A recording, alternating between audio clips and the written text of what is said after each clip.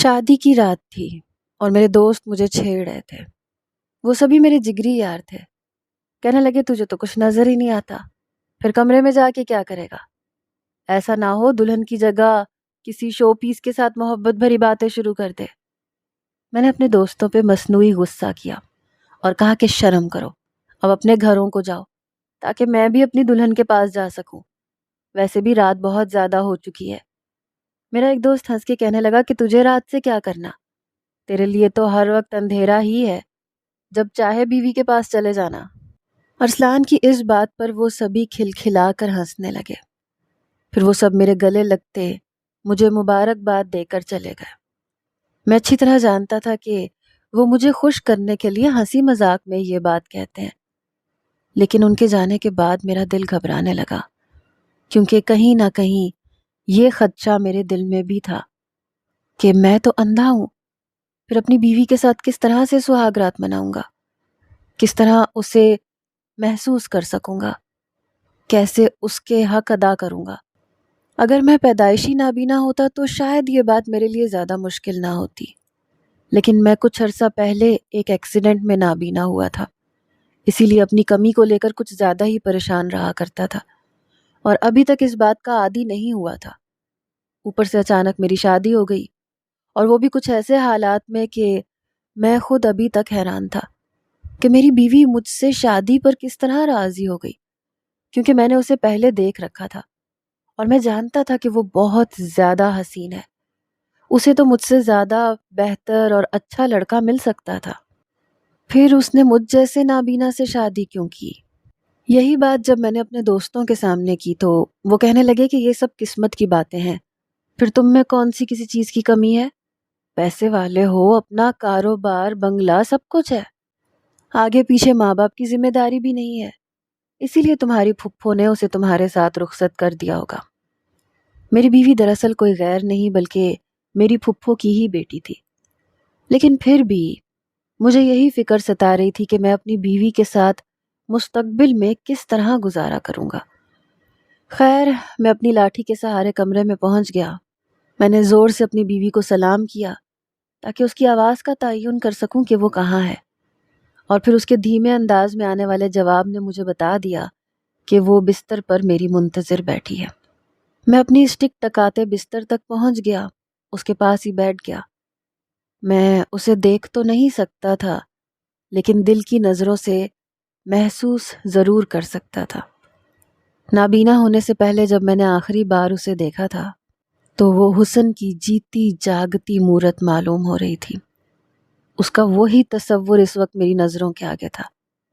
میں نے اپنی جیب میں سے رونمائی کا تحفہ نکال کے آگے بڑھایا تو اس نے خود میرے ہاتھوں سے اسے لے لیا۔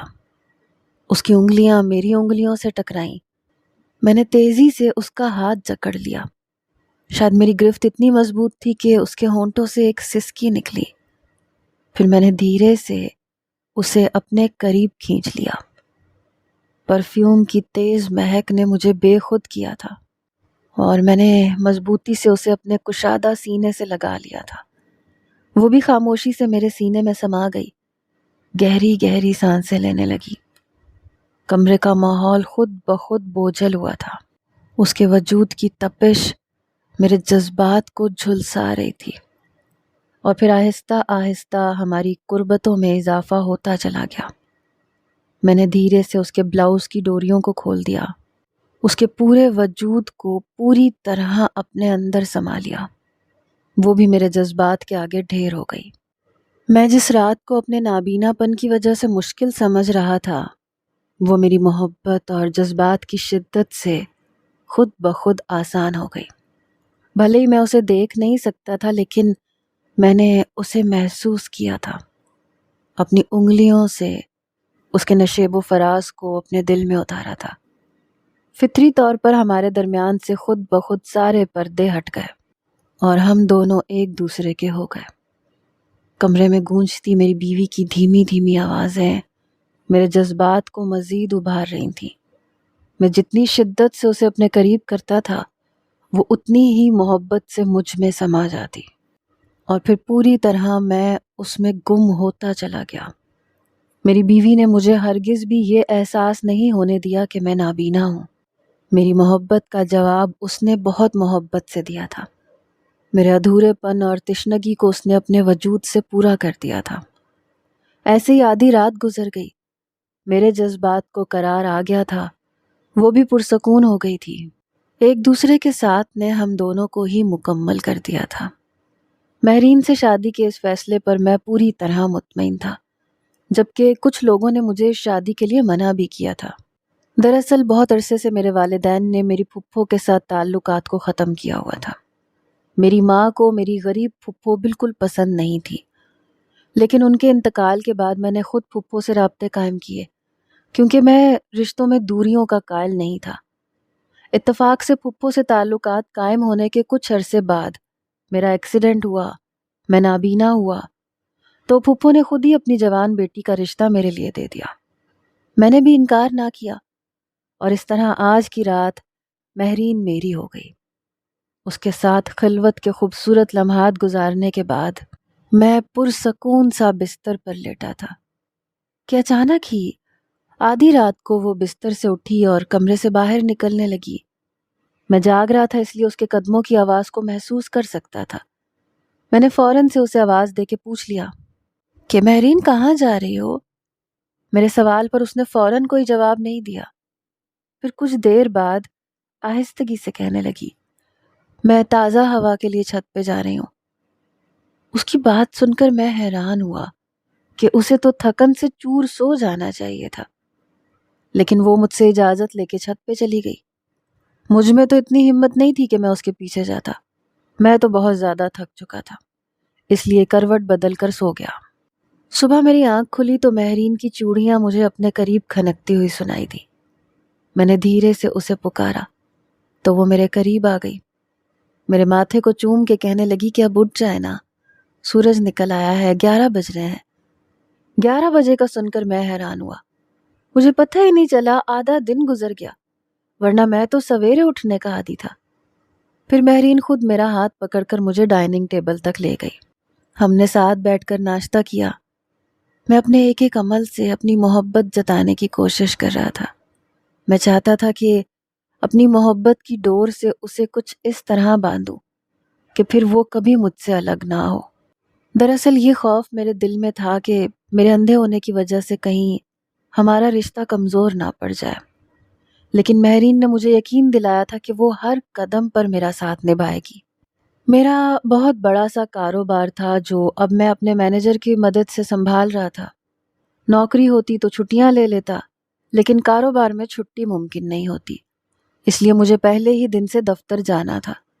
مہرین کہنے لگی کہ پریشان نہ ہو، میں یہاں آرام سے رہ لوں گی۔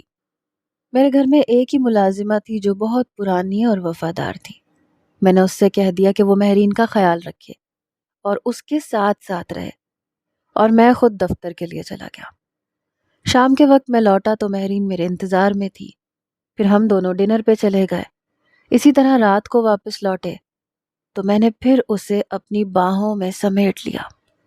اس نے بھی خاموشی سے خود کو میرے حوالے کر دیا۔ ہماری قربتوں کا سلسلہ چل نکلا، لیکن اس وقت میری حیرت کی انتہا نہ رہی جب دوسری رات بھی وہ خاموشی سے کمرے سے نکل گئی۔ اس نے مجھے کچھ نہیں بتایا تھا، شاید اسے لگا کہ میں سو رہا ہوں، جبکہ میں بس آنکھیں بند کر کے لیٹا ہوا تھا۔ اس کے قدموں کی آواز نے مجھے بتا دیا تھا کہ وہ کمرے سے باہر جا چکی ہے، لیکن اتنی رات کو وہ کہاں گئی تھی؟ میں ایسے ہی کروٹیں بدلتا رہا۔ پھر گھنٹے بعد جب وہ واپس لوٹی تو تھک کے بستر پر لیٹ گئی۔ میں نے دھیرے سے پوچھا، مہرین کہاں گئی تھی؟ تو وہ چونک اٹھی، پھر کہنے لگی تازہ ہوا کھانے چھت پہ گئی تھی۔ دراصل بند کمروں میں میرا دم گھٹتا ہے، اور آپ کے گھر کے ہر کمرے میں اے سی چلتا ہے، اس لیے مجھے تازہ ہوا کی بہت کمی محسوس ہوتی ہے۔ اس کی بات پر میرے چہرے پر مسکراہٹ آ گئی۔ دراصل میری پھپھو مڈل کلاس فیملی سے تھی، ان کے گھر میں اے سی نام کی کوئی چیز نہیں تھی، شاید اسی لیے مہرین کو بھی اسی طرح کے ماحول کی عادت نہیں تھی۔ یہی سوچ کر میں خاموش ہو گیا۔ اسی طرح کچھ دنوں تک یہ سلسلہ چلتا رہا۔ ہماری شادی کو 20 دن گزر گئے۔ میں نے کمرے کی کھڑکیاں کھولنی شروع کر دی، اے سی بند کر کے پنکھا چلانے لگا، تاکہ مہرین کو تازہ ہوا کی کمی محسوس نہ ہو۔ لیکن میری حیرت کی انتہا نہ رہی جب یہ کرنے کے باوجود بھی مہرین کا چھت پر جانا بند نہ ہوا۔ جب مجھے یہ بات کچھ عجیب محسوس ہوئی تو میں نے اپنی پرانی ملازمہ کو کچھ پیسے دیے۔ اسے کہا کہ تم مہرین پر نظر رکھو، مجھے بتاؤ کہ وہ چھت پہ کیا کرتی ہے۔ ایسا میں نے اس لیے کیا کیونکہ مہرین کا رویہ کچھ دنوں سے مجھے بدلا بدلا سا محسوس ہو رہا تھا۔ وہ بہت کم بات کرنے لگی تھی، اکثر خاموش رہتی۔ میں اسے اپنے قریب کرتا تو مجھے بس اس کی سانسوں کی آواز سنائی دیتی، جیسے وہ مشکل سے مجھے برداشت کر رہی ہو۔ اس کے انداز میں پہلے کی طرح والہانہ پن نہیں رہا تھا، اور اسی بات نے مجھے شک میں مبتلا کیا تھا۔ لیکن یہ کر کے بھی مجھے کچھ فائدہ حاصل نہیں ہوا، کیونکہ نوکرانی نے کوئی خاص بات نہیں بتائی۔ وہ کہنے لگی کہ مالکن چھت پہ تازہ ہوا کے لیے ہی جاتی ہیں، شاید انہیں آدھی رات کو تازہ ہوا کھانے کی عادت ہے۔ ملازمہ کی بات پر میں مطمئن ہو گیا، کیونکہ وہ کافی پرانی تھی اور میں اس پر بہت اعتبار بھی کرتا تھا۔ پہلے اس کا شوہر میرے پاس ملازمت کرتا تھا، پھر اس کے شوہر کا انتقال ہوا، وہ بیوہ ہوئی تو مدد کے لیے میرے پاس چلی آئی۔ اس کے بچے بھی نہیں تھے، اس لیے میں نے اسے اپنے پاس رکھ لیا کہ تنہا عورت ہے، اس کا بھی گزر بسر ہو جائے گا اور مجھے بھی ایک قابل بھروسہ عورت مل جائے گی۔ تبھی سے وہ میرے گھر میں تھی۔ ایسے ہی ہماری شادی کو 2 مہینے گزر گئے۔ میری زندگی کی تنہائی دور ہو گئی تھی۔ میں دفتر سے لوٹتا تو مہرین میرے انتظار میں بیٹھی ہوتی۔ میں بھی مہرین کے ساتھ بہت خوش تھا، اس لیے چاہتا تھا کہ ہماری زندگی پوری طرح مکمل ہو جائے۔ مہرین جب ہنستی مسکراتی تھی تو میرا دل چاہتا تھا میں اس کی مسکراہٹ کو اپنی آنکھوں سے دیکھوں۔ رات کے پہر جب وہ میرے بہت قریب ہوتی تو میں اس کی خوبصورتی کو اپنی آنکھوں سے دیکھنے کی خواہش کرتا۔ ہر گزرتے دن کے ساتھ میں اپنی بینائی واپس چاہنے لگا تھا، اس لیے میں نے اپنی کچھ رپورٹس اور اپنی میڈیکل کنڈیشن بڑے شہر کے ڈاکٹروں کو ای میل کر دی۔ کچھ دنوں بعد جواب آیا کہ میرا آپریشن ممکن ہے اور کافی حد تک چانسز ہیں کہ میری بینائی واپس آ جائے۔ یہ سن کر میں بہت خوش ہوا۔ اتفاق سے مجھے کچھ کاروباری معاملات کے سلسلے میں بھی جانا تھا، اس لیے میں نے مہرین سے یہ بات چھپائی اور کاروبار کا کہہ کر 1 ہفتے کے لیے بڑے شہر چلا گیا۔ وہاں جا کر میرا آپریشن ہوا، میری بینائی واپس آ گئی۔ میرے ساتھ میرا ایک دوست تھا جس نے میرا بہت خیال رکھا، لیکن 1 ہفتے کے بجائے مجھے 15 دن لگ گئے اور میں صحیح طرح سے 15 دن کے بعد اپنی بینائی کے ساتھ گھر واپس لوٹا۔ میں مہرین کو یہ سرپرائز دینا چاہتا تھا کہ اب میں دیکھ سکتا ہوں اور ہماری ہر خوشی اب مکمل ہو گئی ہے۔ لیکن جب میں گھر پہنچا تو میں نے اپنے ہاتھ میں اسٹک پکڑ رکھی تھی، کیونکہ میں اس سرپرائز کو اتنی آسانی سے کھولنا نہیں چاہتا تھا۔ مہرین نے مجھے دیکھا تو اس نے اپنے لفظوں سے تو خوشی کا اظہار کیا، لیکن اس کے چہرے پر جو تاثرات تھے وہ دیکھ کر میں چونک گیا۔ وہ بہت زیادہ پریشان نظر آ رہی تھی۔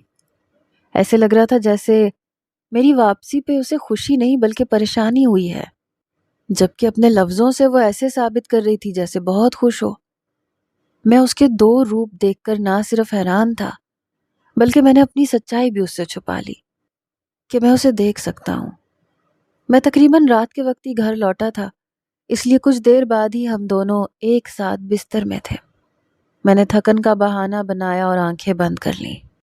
میں دیکھنا چاہتا تھا کہ کیا وہ ابھی بھی آدھی رات کو چھت پر جائے گی، جبکہ کمرے میں پوری طرح سے تازہ ہوا موجود تھی، اور پھر آدھی رات کو وہ معمول کے مطابق اٹھ کے چھت پہ چلی گئی۔ کچھ دیر بعد میں بھی دبے پاؤں اس کے پیچھے چھت پہ پہنچ گیا۔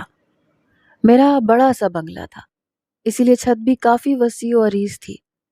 چھت کے ایک کونے میں ایک کمرہ بھی بنا ہوا تھا جس میں کاٹ کباڑ پڑا تھا۔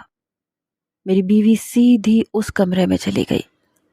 یہ بات مجھے چونکا رہی تھی۔ اگر وہ تازہ ہوا کھانے آئی تھی تو پھر اس کاٹ کباڑ والے کمرے میں کیوں گئی تھی؟ میں بھی دبے پاؤں اس کمرے کے دروازے تک پہنچ گیا اور اندر کا منظر دیکھ کر میرے ہوش اڑ گئے، کیونکہ میری بیوی وہاں تنہا نہیں تھی، بلکہ اس کے ساتھ میری وفادار ملازمہ بھی موجود تھی، جسے پیسے دے کے میں نے اپنی بیوی کی نگرانی کا کہا تھا۔ میری بیوی آدھی رات کو اس ملازمہ کے ساتھ یہاں کیا کر رہی تھی؟ یہی سوچ کر میں نے کچھ اور اپنے قدم دروازے کی طرف کیے، اپنے کان لگائے۔ جو کچھ میں نے سنا، میرے ہوش اڑ گئے۔ میری بیوی اور وہ ملازمہ دونوں میرے اعتبار کی دھجیاں بکھیر چکی تھیں۔ میری ملازمہ جسے میں نے بیوہ سمجھ کے اپنے گھر میں جگہ دی تھی، وہ میری بیوی کا استعمال کر رہی تھی، اور شاید میری بیوی نے میری خامی کی وجہ سے اس ملازمہ کے آگے ہار مان لی تھی۔ وہ ملازمہ میری بیوی کو دھمکا رہی تھی کہ اگر میری بیوی نے اس کی بات نہ مانی تو وہ مجھے سارا سچ بتا دے گی کہ اتنے مہینوں سے ہر رات اس گھر میں کیا ہو رہا ہے۔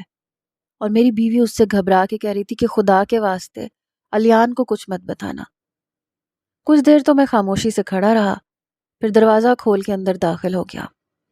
مجھے دیکھ کے میری بیوی کے چہرے کا رنگ بدل گیا، لیکن وہ یہی سمجھی کہ شاید میری بینائی نہیں ہے، اس لیے اس نے ملازمہ کو خاموش رہنے کا اشارہ کیا۔ کہنے لگی کہ آپ یہاں کیا کر رہے ہیں؟ میں نے جواب دینے کے بجائے الٹا سوال کیا کہ تم یہاں کیا کر رہی ہو؟ وہ کہنے لگی میں تو ہوا کھانے چھت پہ آئی تھی، تو بلی کی آواز پہ یہاں آ گئی۔ اسے لگا میں ملازمہ کو دیکھ نہیں پا رہا، اس لیے وہ میرے منہ پہ جھوٹ کہہ رہی تھی۔ میں غصے میں آگے بڑھا، اسے بازو سے پکڑا، کہا خدا کے واسطے مہرین جھوٹ بولنا بند کرو اور بتاؤ کہ یہ سب کیا ہو رہا ہے۔ یہ ملازمہ تمہیں کیوں بلیک میل کر رہی ہے اور تم سے کیا چاہتی ہے یہ؟ میری بات سنتے ہی مہرین کا چہرہ زرد پڑ گیا، پھر وہ پھوٹ پھوٹ کے رونے لگی۔ ملازمہ کا بھی کچھ ایسا ہی حال تھا۔ اسے یقین نہیں تھا کہ میں اس طرح سے چھت پہ آ جاؤں گا یا میری بینائی واپس لوٹ آئے گی۔ اس کے بعد مہرین نے جو سچ مجھے بتایا، اسے سن کر میرے قدموں تلے سے زمین نکل گئی۔ مہرین روتے ہوئے کہنے لگی کہ مجھے معاف کر دیں، شادی سے پہلے بہت بڑا سچ ہم نے آپ سے چھپایا تھا، اور وہ سچ اس ملازمہ کو معلوم تھا۔ یہ مجھے پہلے دن سے بلیک میل کرنے لگی، اور میں اس کے آگے مجبور ہو گئی کیونکہ میں آپ کو کھونا نہیں چاہتی تھی۔ آپ نے پہلی ہی رات اپنی محبت سے مجھے تسخیر کر لیا تھا۔ مجھے بھی آپ سے محبت ہو گئی تھی، اس لیے میں اس کی بلیک میلنگ کا شکار ہو گئی۔ مہرین نے بتایا کہ مجھ سے شادی سے پہلے اس کا ایک جگہ نکاح ہوا تھا۔ وہ لوگ بہت ہی پیسے والے تھے، لیکن وہ لڑکا عیاش فطرت کا مالک تھا۔ نکاح کے بعد وہ مہرین کو اپنے ساتھ گھمانے پھرانے کے بہانے لے گیا، اور پھر اسے استعمال کر کے کچھ ہی دنوں کے بعد اسے طلاق دے دی۔ سارے محلے میں مہرین کی بدنامی ہو گئی کہ نکاح کے بعد اس نے اپنے شوہر سے تعلق بنا لیا، جبکہ رخصتی بھی نہیں ہوئی تھی، اور پھر طلاق بھی ہو گئی۔ ایسی باتیں چھپتی نہیں ہیں۔ اسی محلے میں میری ملازمہ بھی رہتی تھی، اسے بھی اس بات کا اچھی طرح علم تھا۔ جب مہرین رخصت ہو کر اس گھر میں آئی تو اس ملازمہ کو پتہ چل گیا کہ مہرین ہی وہ لڑکی ہے جس کی طلاق ہو چکی ہے، جبکہ یہ بات نہ مجھے پتہ تھی اور نہ میری پھپھو چاہتی تھی کہ مجھے پتہ چلے۔ وہ بس مہرین کو عزت سے رخصت کرنا چاہتی تھی۔ انہیں خوف تھا کہ اگر یہ بات مجھے پتہ چلی تو میں مہرین سے شادی نہیں کروں گا، اسی لیے انہوں نے مہرین کی پہلی نکاح والی بات جان بوجھ کر مجھ سے چھپائی۔ لیکن وہ بات مہرین کے گلے کا ڈھول بن گئی، کیونکہ رخصتی سے کچھ دن پہلے اس کے پہلے شوہر نے فون کر کے اسے دھمکانا شروع کر دیا۔ وہ مہرین کے ساتھ ناجائز تعلق قائم کرنا چاہتا تھا۔ اس نے شادی کی رات ہی مہرین سے ملنے کی بات کی۔ اسے میرے گھر کا بھی پتہ معلوم تھا۔ اس نے مہرین کو مجبور کیا کہ مہرین چھت پر اس سے ایک بار ملنے کے لیے آئے۔ مہرین یہ سچ مجھے بتانا چاہتی تھی، لیکن پھر اس نے یہ سوچا کہ وہ ایک بار اپنے سابقہ شوہر سے مل کے کسی بھی طرح اس قصے کو ختم کر دے گی، اسی لیے وہ چھت پہ آئی۔ لیکن خدا کا کرنا ایسا ہوا کہ ملازمہ نے ان دونوں کو دیکھ لیا، اور یہ بات مجھے بتانے کے بجائے وہ مہرین کو بلیک میل کرنے لگی۔ ہر رات وہ مہرین سے پیسے لینے لگی۔ وہیں دوسری طرف مہرین کے شوہر سے بھی وہ پیسے لے لیتی تھی، اور پھر اسے بلا لیتی تاکہ وہ مہرین کو پریشان کرے۔ وہ ایک سائیکو مریض تھا جسے یہ سب کر کے مزہ آ رہا تھا۔ وہ دونوں مل کر مہرین کی زندگی کو مشکل بنا چکے تھے۔ وہ میرے آگے شرمندہ بھی تھی اور جھوٹ بولنے پر مجبور بھی، کیونکہ وہ بس ہمارے رشتے کو بچانا چاہتی تھی۔ ابھی بھی ملازمہ نے اسے چھت پہ بلایا تھا کیونکہ اسے پیسوں کی ضرورت تھی، اور وہ مہرین کو دھمکا رہی تھی کہ اگر مہرین نے اسے مزید پیسے نہ دیے تو وہ مہرین کا سچ مجھے بتا دے گی، جبکہ اب مہرین کے پاس پیسے نہیں تھے۔ مہرین اسے منع کر رہی تھی، مگر وہ مہرین کو یہ دھمکی بھی دے رہی تھی کہ اگر اسے وقت پر پیسے نہ ملے تو وہ اس کے پہلے شوہر کو بھی یہاں بلوا کر ہنگامہ کھڑا کر دے گی۔ جسے میں بیوہ اور مظلوم عورت سمجھ رہا تھا، اس نے میری بیوی کا جینا مشکل کر دیا تھا۔ کچھ غلطی مہرین کی بھی تھی، جس نے مجھ پہ بھروسہ نہ کر کے اتنی بڑی باتیں مجھ سے چھپائیں تھیں۔ میں نے ملازمہ کو کھڑے کھڑے نوکری سے فارغ کیا، گھر پہ مزید گارڈز لگا دیے۔ مہرین کا پہلا شوہر ملازمہ کی مدد سے اندر آتا تھا۔ اس کی نوکری چھوٹنے کے بعد اس کا یہاں آنا خود بخود ختم ہو گیا۔ میں نے اس کے خلاف پولیس میں بھی کمپلین درج کروا دی۔ مہرین کو بھی سمجھایا کہ وہ آج کے بعد مجھ سے کوئی بات نہیں چھپائے گی۔ جہاں اسے یہ جان کر خوشی ہوئی کہ میری بینائی واپس آ گئی ہے، وہیں وہ میرے آگے بہت زیادہ شرمندہ بھی تھی، جبکہ اس سب میں اس کا کوئی قصور نہیں تھا۔ وہ تو بس اپنی ماں کے کہنے پہ چل رہی تھی۔ میری پھپھو ہمیشہ سے نادان تھی، غلط فیصلے کرتی تھی، اسی لیے میری ماں کو بھی وہ بری لگتی تھی۔ ابھی بھی یہ سچ چھپا کر میری پھپھو نے اپنی بیٹی کو بہت بڑی مشکل میں ڈال دیا تھا۔ میں نے مہرین کو سمجھایا کہ جہاں محبت ہو وہاں جھوٹ کی کوئی گنجائش نہیں ہوتی۔ یہ جان کر بھی کہ تم پہلے سے طلاق یافتہ ہو، مجھے تمہیں اپنی بیوی رکھنے میں کوئی اعتراض نہیں ہے۔ میری بات سن کر مہرین میرے گلے لگ گئی، پھوٹ پھوٹ کے رونے لگی۔ بہت عرصے سے اس کے دل میں یہ خوف تھا، جو آج آنسوؤں کی صورت بہہ نکلا۔ جب یہ خوف ختم ہوا تو وہ پہلے کی طرح ہنسنے بولنے لگی، پھر سے اپنی محبت مجھ پر نچھاور کرنے لگی، اور ہماری زندگی بالکل ٹھیک ہو گئی۔ میں سب لڑکیوں سے یہی کہنا چاہتا ہوں کہ کبھی بھی اپنی شادی شدہ زندگی کو جھوٹ پہ شروع نہ کریں، کیونکہ ایک جھوٹ کئی جھوٹ بولنے پہ مجبور کرتا ہے اور رشتے کمزور پڑ جاتے ہیں۔ اگر شادی کے وقت میری بیوی مجھے پہلی طلاق کا بتا دیتی تو شاید اسے یہ اذیت نہ جھیلنی پڑتی۔